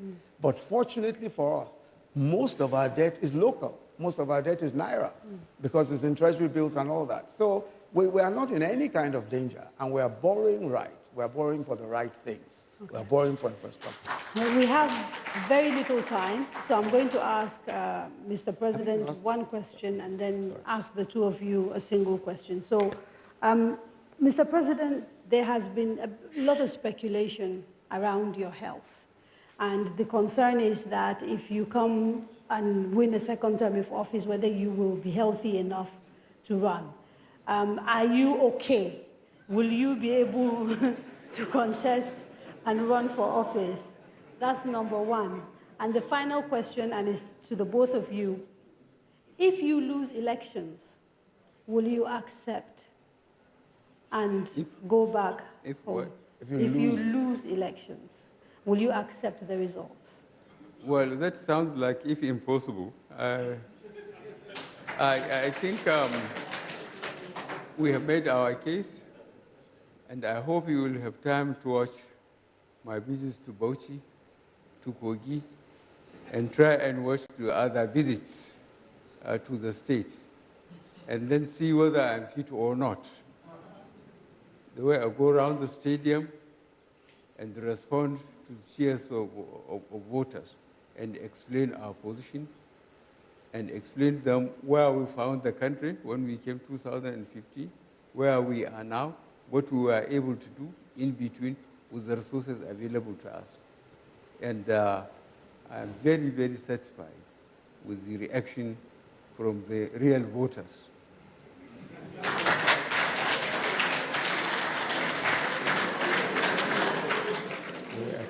But still, if something happens and you lose elections, will you accept the results?